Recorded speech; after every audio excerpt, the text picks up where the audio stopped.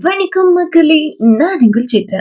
நீங்கள் கேட்டுக்கொண்டிருப்பது நீதியா இல்லை தென்றலா அத்தியாயம் 99. கதைய கேட்கலாமா?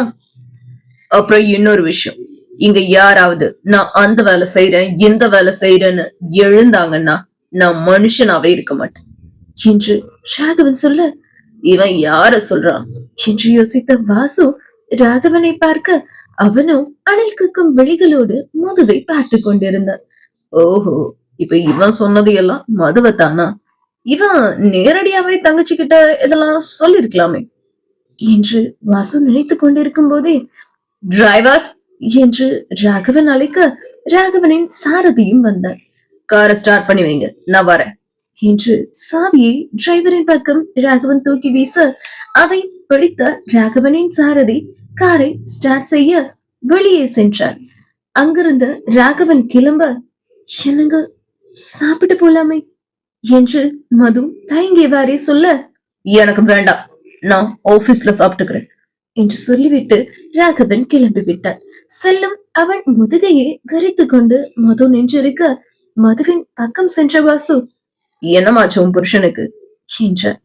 கொஞ்ச நேரத்துக்கு முன்னாடி கால் தடிக்கி சொல்ல போனேன்னா அதான் இப்படி கத்திட்டு போறாரு என்று மது சொல்ல, அதானே பார்த்தேன், இல்லனா மச்சான் காலையிலேயே இவ்ளோ சூடா இருக்க மாட்டானே. சரிம்மா, நீ போய் ரெஸ்ட் எடு, நானும் சஞ்சயும் எல்லாத்தையும் பாத்துக்கிறோம் என்றான் வாசு. சரிண்ணா என்ற மது சோபாவில் சென்று அமர, அவளோடு திவ்யாவும் சாத்விகாவும் அமர்ந்து கொள்ள, அப்போதுதான் வாசு சாத்விகாவையே கவனித்தான்.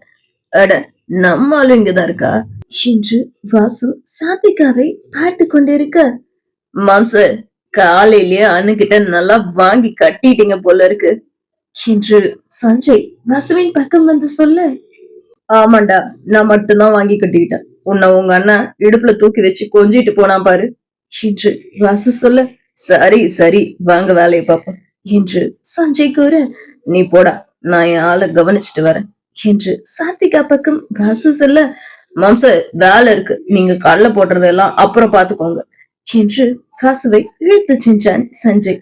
டேய், இதெல்லாம் அநியாயண்டா என்று புலம்பியபடியே வாசு சஞ்சயோடு சென்றான்.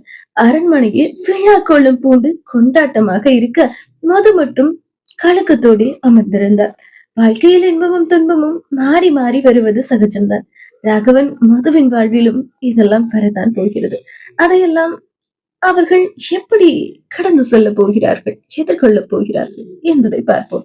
சோபாவில் அமர்ந்திருந்த மது காலையில் தன் கணவன் சாப்பிடாமல் போனது எண்ணி கவலையோடு இருந்தவள் எழுந்து வெளியில் சென்று தோட்டத்தில் இருந்த ஒரு நாற்காலியில் அமர்ந்தவள், அங்கும் ஆட்கள் அலங்கார வேலைகளை எல்லாம் செய்து கொண்டிருக்க, அதையெல்லாம் வேடிக்கை பார்த்து கொண்டே அமர்ந்திருந்தாள் மது. மதுவின் பக்கம் சென்ற திவ்யா, மது என்று அழைக்க, அவளை திரும்பி பார்த்த மதுவோ, திவ்யா என்று கூற, மதுவின் பக்கம் வந்து அமர்ந்தாள் திவ்யா. சரி சொல்லு, ஏன் உண்மன்னு இருக்கு, என்னாச்சு என்று திவ்யா கேட்க, அதெல்லாம் பொண்ணாலடி, நான் நல்லாதான் இருக்கேன் என்றாள் மது. ஹே, நான் உன் ஃப்ரெண்டு, உன்னை பத்தி எனக்கு தெரியாது, சம்திங் ராங், எதையும் உன்னை மனசுல வச்சுட்டு வெளியே சொல்ல முடியாம நீ தவிக்கிறன்னு உன் முகத்தை பார்த்தாலே தெரியும்.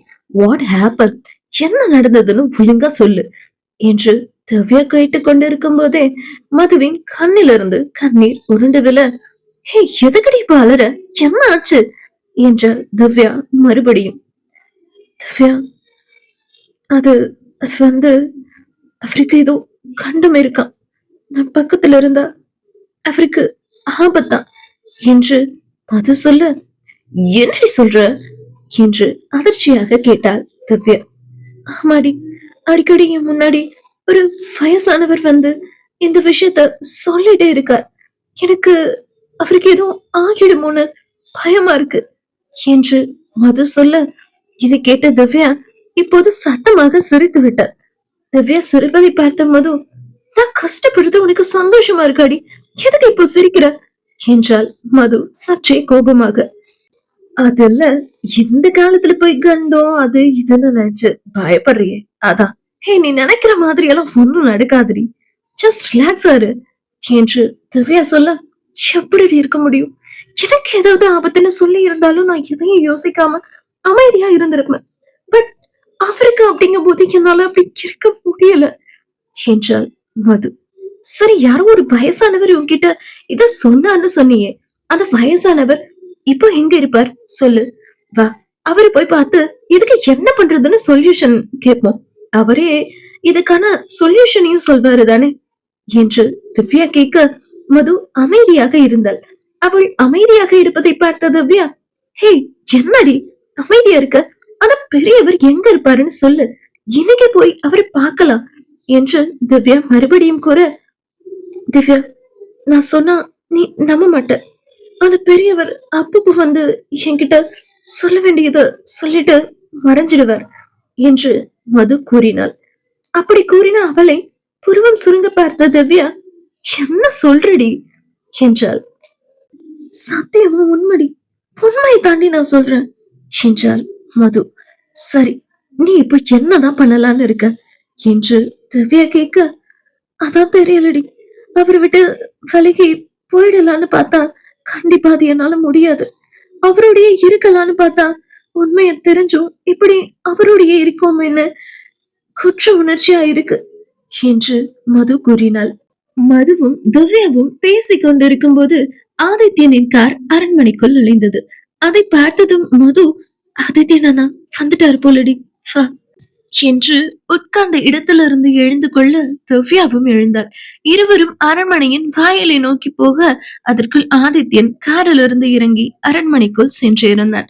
அரண்மனைக்குள் சென்றிருந்த ஆதித்யன் அங்கு நடக்கும் நிச்சயதார்த்த வேலைகளை எல்லாம் பார்த்துவிட்டு அலங்கார தூணை தாங்கி பிடித்திருக்கும் சஞ்சயை பார்த்தான். அட, சின்ன மச்சான் இங்கதான் இருக்கான் போல, ஒரு அட்டண்டன்ஸ போடுவோம் என்று அவன் பக்கத்தில் சென்ற ஆதித்யன், சின்ன மச்சான் நிச்சயதார்த்த வேலையெல்லாம் நல்லபடியா போகுதா என்று கேட்க அவனை முறைத்த சஞ்சய், பார்த்தா எப்படி தெரியுது என்றான் காட்டமாக. என்ன மச்சான், சந்தோஷமா செய்ய வேண்டிய வேலையெல்லாம் இப்படி மூஞ்சிய தூக்கி வச்சுட்டே செய்யலாமா, சிரிச்சுட்டே சந்தோஷமா செய்யலாம்ல என்று ஆதித்யன் சொல்ல, பேசுவடா பேசுவ, நீ எதுவும் பேசுவ, இதுக்கு மேலையும் பேசுவ என்றான் சஞ்சய். அந்த சமயம் பார்த்து கலர் கலரான ரோஜா பூக்களோடு அங்கு வந்த வாசு, டே சஞ்சய், மல்டி கலர் ரோஸ் வச்சு டெக்கரேஷன் பண்ண சொல்லலாமா, இல்ல ஏதாவது 2 கலர் வச்சு மட்டும் பண்ண சொல்லவா என்றபடியே வாசு வர, வாசுவை பார்த்த ஆதித்யன், வாசு மச்சான், சிங்கிள் கலர் ரோஸ் மட்டும் வச்சு டெக்கரேஷன் பண்ண சொல்லுடா, அதான் நல்லா இருக்கும், அதுவும் என் ஆளுக்கு பிடிச்ச ரெட் கலர் ரோஸ் வச்சு டெக்கரேட் பண்ண சொல்லு என்று ஆதித்யன் சொல்ல, ஆதித்யனை பார்த்த வாசு, நீ எப்படா வந்த என்றான். ஜஸ்ட் நவ், இப்பதான் என்றான் ஆதித்யன். அந்த சமயம் உள்ளே வந்த மது, அண்ணா வாங்கண்ணா என்றார். மதுவின் குரல் வந்த திசையை பார்த்து திரும்பிய ஆதித்யன், என்னம்மா உன் புருஷனை காணோம், சஞ்சயும் வாசுவும் மட்டும்தான் இங்க இருக்காங்க, சார் எங்க போனாரு என்று ஆதித்யன் கேட்க, அவரு ஆபீஸ் போயிட்டாருனா என்றாள் மது. ஓ அப்படியா, ஓகே ஓகே என்றான் ஆதித்யன். இருங்கண்ணா, மணியண்ணாவை காஃபி எடுத்துட்டு வர சொல்றேன் என்ற மது, மணியண்ணா என்று அழைக்க காஃபி டம்ளரோடு மணி வரவேற்பறைக்கு வந்தார். முன்கூட்டியே ஆதித்யன் வந்து விடுவார் என்று மது மணியனிடம் சொல்லியிருக்க அதற்கேற்றபடி மணியும் காஃபி தயாரித்து வைத்திருந்தார். அதனால் காஃபியோடு மணி வர மணி கொண்டு வந்த காஃபியை எடுத்து ஆதித்யனிடம் நீட்டிய மது, அண்ணா வாங்க வந்து உட்காந்து காஃபிய குடிங்க என்று சொல்ல, இப்பதான் சாப்பிட்டு வந்த, இருந்தாலும் உனக்காக எடுத்துக்கிறேன் என்று சொன்ன ஆதித்யன் காஃபியை வாங்கி கொண்டு சோபாவில் அமர்ந்து சுற்றி சுற்றி பார்க்க அவன் பார்வையின் அர்த்தத்தை புரிந்து கொண்ட மது, சீதா உள்ளதா இருக்கான்னா வர சொல்றேன் என்று சொல்லிவிட்டு சீதாவின் அரை பக்கம் மது சொல்ல, சீதாவே அவள் அறையிலிருந்து வெளியில் வந்தவள் வரவேற்பறையில் சோபாவில் அமர்ந்திருந்த ஆதித்யனை பார்க்க, சீதா என்ற மது சீதாவை சோபாவின் பக்கம் அழைத்து சென்றவள், 2 பேரும் பேசிட்டு இருங்க, இதோ வந்துடுறேன் என்று மது அங்கிருந்து நகர போக, மது நான் சீதாவை அழைச்சிட்டு கிளம்புறேமா, டைம் ஆச்சு என்றான் ஆதித்யன். என்றாள் மது. சீதாவும் எழுந்து கொள்ள ஆதித்யனும் எழுந்தவன் தன் பக்கம் இருந்த சீதாவை தன் 2 கைகளாலும் ஏந்தி கொள்ள, அதந்து போன சீதாவோ, ஆதித்யன் என்ன இது, இறக்கி விடுங்க என்று கூச்சத்தில் அவள் நிலைய, அங்க பாரு என்று வரவேற்பறையின் தரையை கண்களால் காட்டி, ஒரே கட்டையும் துணியுமா கிடக்குது.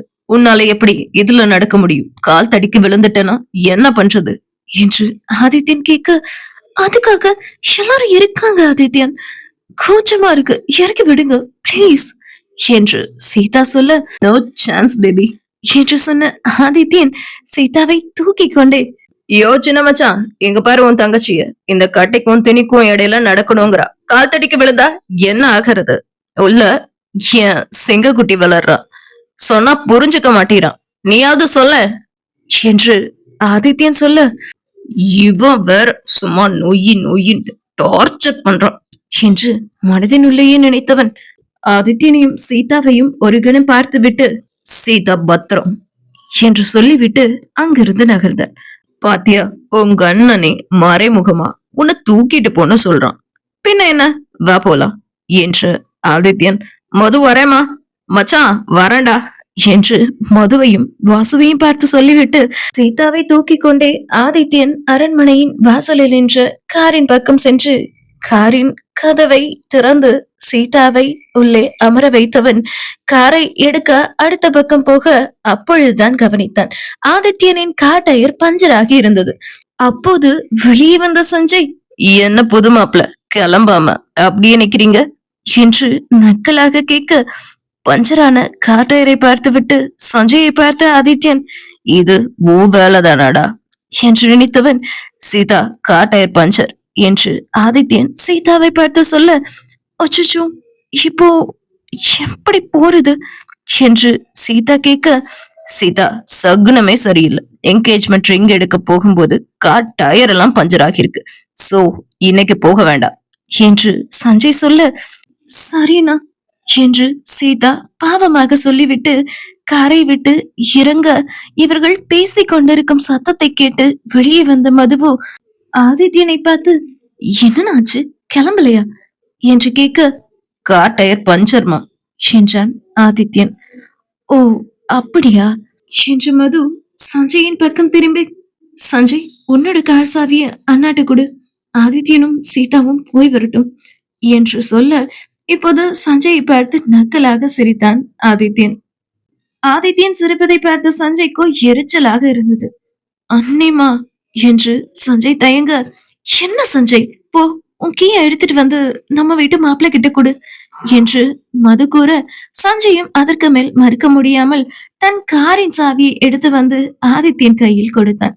மது நினைத்திருந்தால் அவளின் காரையோ அல்லது அரண்மனையில் இருக்கும் மற்ற காரில் ஏதாவது ஒன்றையோ ஆதித்யனிடம் ஒப்படைத்து இருக்கலாம். ஆனால் ஆதித்யன் மீது வெறுப்பை காட்டிக் கொண்டிருக்கும் சஞ்சயை எப்படியாவது மாற்ற வேண்டும் மதுவிற்கு. அதனால் தான் இப்படி செய்தால் மதுவின் ஆசை நிறைவேறுமா? ஆதித்யனோடு சமரசமாக போவானா சஞ்சய்? பொறுத்திருந்துதான் பார்க்க வேண்டும். சஞ்சயின் கார்கியை வாங்கி கொண்டு ஆதித்யனும் சீதாவும் கிளம்பிவிட மது சஞ்சயை அழைத்துக் கொண்டு உள்ளே சென்றவள் வாசு, சாத்விகா, சஞ்சய் மூவருக்கும் காலை டிஃபனை பரிமாறியவள் தானும் வந்து சாப்பிட்டாள். அங்கு வேலை செய்ய வந்திருந்தவர்களுக்கும் சாப்பாடு ஏற்பாடு செய்யப்பட்டிருந்ததால் அனைவரும் சாப்பிடும் இடத்திற்கு சென்று விட்டனர். சஞ்சயும் வாசுவும் சாப்பிட்டு விட்டு அவர்களின் வேலையை பார்க்க சென்றுவிட திவ்யாவும் சாத்விகாவும் அவர்களுக்கு உதவ கூடவே சென்று விட்டனர். காலையில் சாப்பிடாமல் போன கணவனுக்கு சாப்பாட்டை கேரியரில் கட்டி எடுத்து வெளியே வந்த மதுவை தடுத்து நிறுத்தினான் ஒரு பாடி கார்டு. மேம், உங்களை சார் வீட்டை விட்டு வெளியே எங்கும் போக கூடாதுன்னு சொல்லியிருக்காரு என்றான் அந்த பாடி கார்டு.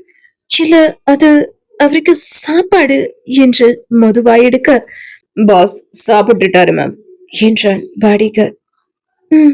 என்று மது அமைதியாக உள்ளே சென்று விட்டாள்.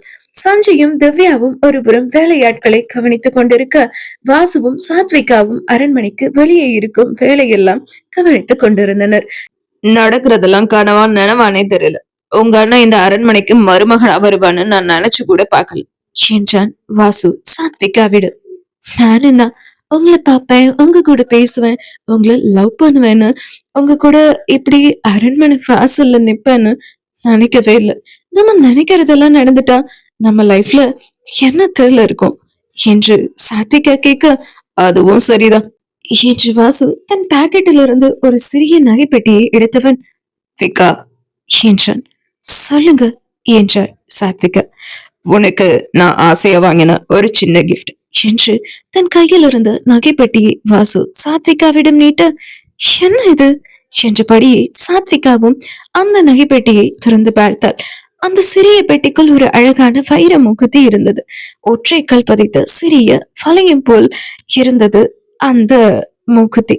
அதை பார்த்த சாத்விகா, என்னங்க இது, மூக்குத்தியா என்றாள். உம் என்றான் வாசு.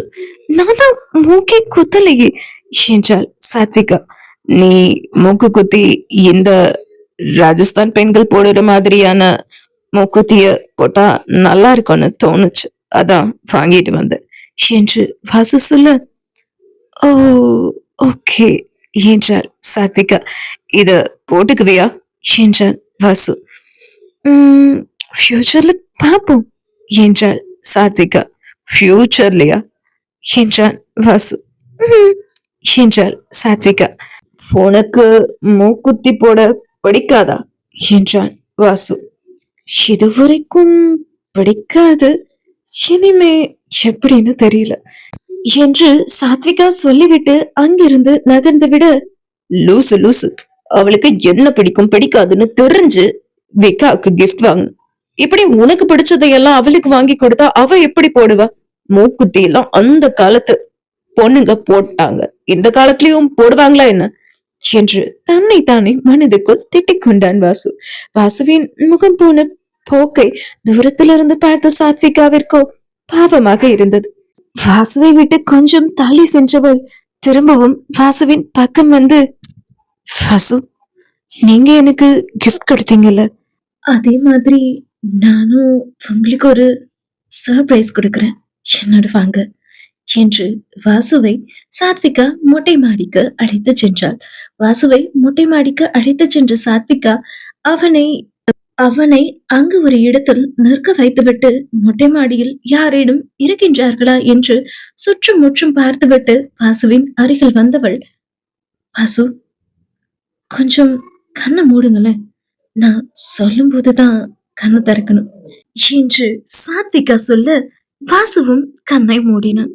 சாத்விகா அன்று ஜீன்ஸும் ஸ்லீவ்லெஸ் டாப்பும் மேலே ஒரு டிசைனர் கோட்டும் அணிந்திருந்தாள். டிசைனர் கோட்டை கலட்டி தன் கையில் வைத்தவள், இப்போ கண்ணை திறங்க என்று சாத்விகா சொல்ல வாசுவும் மெதுவாக கண்ணை திறந்தான். தன் முன்னே நின்றிருந்த சாத்விகாவை பார்த்த வாசுவின் கண்களில் அனல் தெறிக்க சட்டென்று சாத்விகாவை அரைந்து விட்டான் வாசு. வாசு அரைந்ததில் சாத்விகாவின் கண்ணம் வெண் வெண் என்று தெரிக்க கன்னத்தை ஒரு கையில் படித்துக் கொண்டவள், இப்போ எனக்கு ஏன் அரைச்சிங்க என்றாள் பாவமாக. நீ பொண்ணோட வேலைக்கு உன்னை அறையாம தூக்கி வச்சு கொஞ்சம் வாங்கலா என்றான் வாசு. சாத்விகா அவளது இடது மார்பில் வாசு சந்திரன் என்ற வாசுவின் முழு பெயரையும் டாட்டு குத்தி வைத்திருந்தாள்.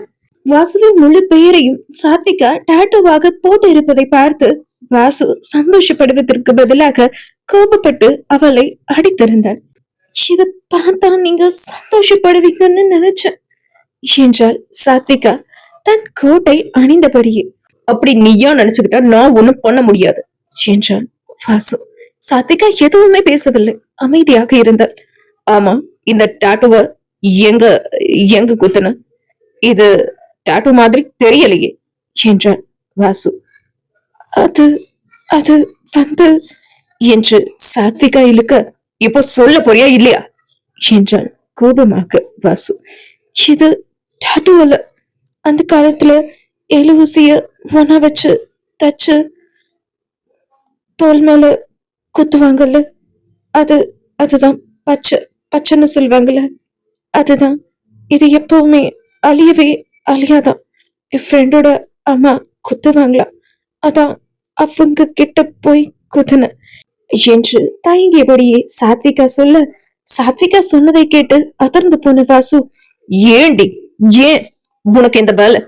உச்ச குத்துனா ரொம்ப வலிக்கும், காய்ச்சல் எல்லாம் வருமே என்று வாசு கேட்க, வலிச்சிச்சு, காய்ச்சலும் வந்துச்சு, தாங்கிக்கிட்டேன் என்று வாசுவின் கண்களை பார்த்தவாறே சொன்ன சாத்விகாவிடம், இப்போ எனக்கு வலிக்குதுடி, என் பேரை நீ பச்சை குத்துனாதான் உனக்குள்ள என் மேல காதல் இருக்குன்னு அர்த்தமா என்ன? ஏண்டி இப்படி எல்லாம் பண்ண என்று வாசு கேட்க, என்னோடவே எப்பவும் நீங்க இறந்துட்டே இருக்கணும் அப்படிங்கிறதுக்காகத்தான் என்று சாத்விகா சொல்ல, அடுத்த கணம் அவளை இழுத்து அணைத்திருந்தான் வாசு. இனி ஒரு முறை இத போல பண்ணாத, இதெல்லாம் எனக்கு பிடிக்காது, சரியா என்று அவளை அணைத்துக் கொண்டே சொன்னான் வாசு. என்றாள் சாத்விகா. இதே சமயம் சீதாவோடு சென்ற ஆதித்யனும் ஒரு மருத்துவமனையின் முன் காரை நிறுத்த, மருத்துவமனையை பார்த்த சீதா, எங்க எடுக்கத்தானே போலான்னு சொன்னீங்க, இப்போ எங்க அழைச்சிட்டு வந்திருக்கீங்க என்று சீதா கேட்க, உன்னோட டெலிவரிய பாக்குறதுக்காக உன்னை மாதம் செக்அப் பண்றதுக்காகவே யூஎஸ்ல இருந்து ஃபேமஸான 2 டாக்டர்ஸ் இந்த ஹாஸ்பிட்டல்ல அப்பாயிண்ட் பண்ணி வச்சிருக்கேன். சோ இந்த ஹாஸ்பிட்டல் தான் இனி உனக்கு செக்அப். இந்த ஹாஸ்பிட்டல் வேற யாரோடதும் இல்ல, உன் புருஷனோட ஹாஸ்பிட்டல் தான். உன் அண்ணா ஹாஸ்பிட்டல் அளவுக்கு பெரிய ஹாஸ்பிட்டல் இல்லைனாலும் பெண்களோட டெலிவரிக்கு பேரு போன ஹாஸ்பிட்டல் என்னோடது. சோ உனக்கு எங்க செக்அப் முடிச்சுட்டு அடுத்த வேலையை பார்ப்போம் என்று ஆதித்யன் காரிலிருந்து இறங்கிக் கொள்ள, சீதாவும் நெருங்கிக் கொண்டாள். தன் சட்டை கையை முட்டி வரை மடக்கிக் கொண்டே ஆதித்யன் முன்னே நடக்க, அவனை ரசித்தபடியே சீதா பின்னே நடந்தாள். சீதாவை திரும்பி பார்த்த ஆதித்யன், நடக்க கஷ்டமா இருக்கா, தூக்கிக்கிட்டுமா என்று கேட்க, இல்ல அதெல்லாம் இல்ல என்று அவசரமாக 2 எட்டில் அவனின் பக்கம் சென்றாள். இப்படியெல்லாம் வேகமா நடக்க கூடாதுடி என்றான் ஆதித்யன். என்றாள் சீதா. அவளின் கைப்பிடித்து மருத்துவமனையின் உள்ளே அழைத்துச் சென்றவன் செக்கப் எல்லாம் முடித்துவிட்டு தன் நகைக்கடைக்கு அழைத்துச் சென்றான் சீதாவை. தன் அலுவலக அறையில் அவளை அமர வைத்துவிட்டு, நிச்சயதார்த்தத்துக்கு என அவனை வடிவமைத்திருந்த 4-5 ஜோடி வைர மோதிரங்கள் அடங்கிய ஒரு ட்ரேவை எடுத்து வந்து அவளின் முன்னே வைத்தவன், இதுல இருக்க எல்லா மோதிரமும் நானே என் கையால டிசைன் பண்ணது. இதுல உனக்கு எது பிடிச்சிருக்கோ அதை செலக்ட் பண்ணு என்றான் ஆதித்யன். என்று சீதா ஒவ்வொரு மோதிரமாக பார்த்தாள். ஒவ்வொரு மோதிரமும் நுட்பமான வேலைப்பாட்டோடு அவ்வளவு அழகாக இருந்தது. அதில் ஒரு ஜோடி மோதிரத்தை தேர்வு செய்தாள் சீதா. அதில் இதய வடிவ டிசைன் போடப்பட்டு அந்த டிசைனுக்குள் AS என்று எழுதப்பட்டு இருந்தது. அந்த 2 மோதிரங்களையும் கையில் எடுத்தவள், இது ஓகே என்றாள் சீதா. வாவ், நைஸ் செலக்ஷன் என்றான் ஆதித்யன். தேங்க்யூ என்றாள் சீதா. தன் மேனேஜர் மௌலியை அழைத்தவன் மோதிரத்தை அவன் கையில் கொடுத்து, இத பேக் பண்ணிடுங்க என்று சொல்ல, மௌலியும் அந்த மோதிரத்தை எடுத்துக்கொண்டு சென்றான். அவளின் பக்கம் நின்ற ஆதித்யன், அப்புறம் நிச்சயதார்த்தத்துக்கு டிரெஸ் எடுக்க போலாமா என்று ஆதித்யன் கேட்க, ஆதித்யனை முறைத்தாள் சீதா. அவளின் முறைப்பிற்கான அர்த்தம் விளங்கியவனாய் Adhityan, engagement and marriage dress உன் கையாலேயே நீயே டிசைன் பண்ணிடு, ஓகே என்று ஆதித்யன் சொல்ல, ஆல்ரெடி டிரெஸ் டிசைன் பண்ணியாச்சு என்று சீதா கூறினாள். வாவ், சூப்பர் என்றான் ஆதித்யன். நிச்சயதார்த்த வேலையெல்லாம் அன்றைய நாளில் விறுவிறுப்பாக நடந்து கொண்டு இருக்க, மது மட்டும் தன் அறையில் தன் மெத்தையில் உடல் குறுக்கி படுத்துக் கொண்டிருந்தாள். ராகவனோ வாசுவும் சஞ்சயும் உடன் இல்லாததால் வேலைப்பளு அன்று அவனுக்கு அதிகமாகவே இருக்க, மதுவை பற்றி அவனுக்கு யோசிக்க கூட நேரம் இல்லாமல் போனது. ராகவன் அன்று தாமதமாக தான் இரவு அரண்மனைக்கு நுழைந்தான்.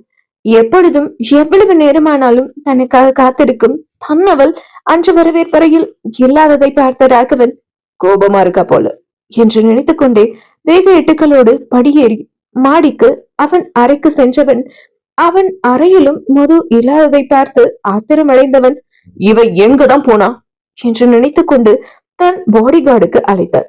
மது எங்க இருக்கா என்று ராகவன் கேட்க, மேடம் அபார்ட்மெண்ட் வீட்ல இருக்காங்க சார் என்று பாடி கார்டு சொல்ல, ஓகே என்று சொல்லி போனை வைத்தவன் தன் கோட்டை கழட்டி மெத்தையில் எரிந்து விட்டு டக்கன் செய்த சட்டையை எடுத்து வெளியே விட்டவன், கழுத்தோடு கட்டியிருந்த டையையும் கழட்டி எறிந்துவிட்டு தன் கார் சாவியை எடுத்துக்கொண்டு விறுவிறுவென படியில் இறங்கியவன் தன் காரை எடுத்துக்கொண்டு நேரே அபார்ட்மெண்ட்டுக்கு சென்றான்.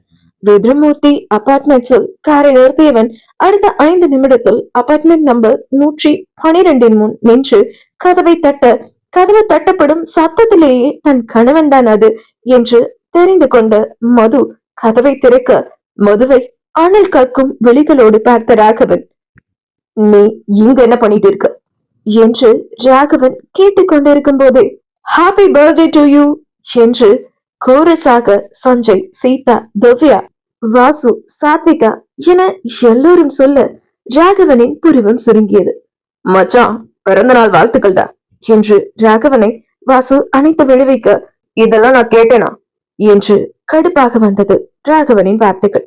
ராகவன் அந்த வீட்டிற்குள் நுழைய ராகவனின் ஆசிரமத்தில் அவனது பாதுகாப்பில் இருந்த சின்ன சின்ன குழந்தைகள் எல்லாம் கையில் ரோஜா பூவோடு அந்த வீட்டுக்குள் இருக்க, அந்த குழந்தைகளை பார்த்ததும் ராகவன் சட்டென்று மதுவை பார்த்தவன், இதெல்லாம் உன் ஏற்பாடுதானா என்று கேட்க, ஹாப்பி பர்த்டே என்று மது சொல்ல, குழந்தைகளும் மதுவை எடுத்து ஹாப்பி பர்த்டே ராகவன் மாமா என்று ஒவ்வொருவராக சொல்லி ரோஜா பூவை ராகவனுக்கு கொடுக்க, ராகவனும் புன்சிரிப்போடு அந்த பூக்களை எல்லாம் அந்த குழந்தைகளிடமிருந்து வாங்கி கொண்டான். அதுவரை இருந்த ராகவனின் கோபம் அந்த குழந்தைகள் பூக்களை எல்லாம் கொடுத்ததும் அவர்களை பார்த்ததும் எங்கே சென்றதென்று தெரியவில்லை. அதைத் தொடர்ந்து ராகவனுக்கு என்ன தயார் செய்யப்பட்டிருந்த பிறந்தநாள் கேக்கை ராகவன் வெட்டி அந்த குழந்தைகளுக்கெல்லாம் ஊட்டிவிட மது அதையெல்லாம் பக்கத்திலிருந்து பார்த்து கொண்டே இருந்தாள். ராகவனின் பிறந்தநாள் அன்று என்பது மதுவுக்கு தெரியும். ஆனால் ராகவன் இப்படி ஒரு ஆசிரமத்தை நடத்தி வருகிறான் என்பது அவளுக்கு தெரியாது. வாசுதான் மதுவிடம் ராகவனுக்கு இப்படி ஒரு ஆசிரமம் இருக்கிறது, அங்கு சின்ன சின்ன குழந்தைகள் எல்லாம் நிறையவே இருக்கின்றனர் என்னும் விஷயத்தை காலையில் மது ராகவனின் பிறந்தநாள் கொண்டாட்டத்தை செய்ய வேண்டும் என்று சொல்லும்போது வாசு கூறினான். அதனால் ஆசிரமத்திலிருந்து குழந்தைகளை எல்லாம் வர வைத்திருந்தாள் மது. வாசு, திவ்யா, சீதா, சாத்விகா, சஞ்சய் என அனைவரும் ராகவனுக்கு வாழ்த்து சொல்லிவிட்டு கிளம்பிவிட அந்த குழந்தைகளும் ஆசிரமத்திற்கு கிளம்பிவிட்டனர். இப்போது ராகவன் சோபாவில் அமர்ந்திருக்க, மது படுக்கையறை நிலையில் மார்பின் குறுக்கே கையை கட்டி ராகவனையே பார்த்தபடி நின்றிருந்தாள். மதுவை பார்த்த ராகவன் சாரி என்றான். மது அமைதியாகவே நின்றிருந்தாள். அதான் சாரி சொல்லிட்டேன்ல, வாயை தொடர்ந்து பேசினாதான் என்னவா என்றபடியே ராகவன் மதுவின் பக்கம் வர, ஒரு 10 நிமிஷம் நான் உங்க கூட பேசாம இருந்ததுக்கே இவ்வளவு கோபப்படுறீங்களே, கிட்டத்தட்ட 10 மணி நேரம் நீங்க என் கூட பேசவே இல்லை, எனக்கு எப்படி இருந்திருக்கும் என்றால் மது கண்களில் கண்ணீரோடு. சரி, தப்புதான், இப்போ என்னதான் பண்ணணுங்கிற என்றான் ராகவன். ப்ராமிஸ் பண்ணுங்க, நான் என்ன தப்பு பண்ணாலும் என் கூட பேசாம இருக்க மாட்டீங்கன்னு ப்ராமிஸ் பண்ணுங்க என்று மது சொல்ல, நாளை நடக்க போவதை யோசித்த ராகவன், இந்த ரூல்ஸ் நம்ம 2 பேருக்கும் தானே என்றான். அவனை நிமிர்ந்து பார்த்த மது, என் புருஷன் எனக்கும் தப்பு பண்ண மாட்டார் என்றால் நம்பிக்கையோடு. உதிரி குவித்து ஊதிய ராகவன், நானும் மனுஷன்தான், நானும் தப்பு பண்ண நிறைய வாய்ப்பு இருக்கு, நான் தப்பே பண்ணாட்டியும் நான் செஞ்ச ஒண்ணு உனக்கு தப்பா படவும் வாய்ப்பு இருக்கு என்று ராகவன் சொல்லி நிறுத்த, நீங்க தப்பு பண்ண மாட்டீங்க, எனக்கு நம்பிக்கை இருக்கு என்றால் மது.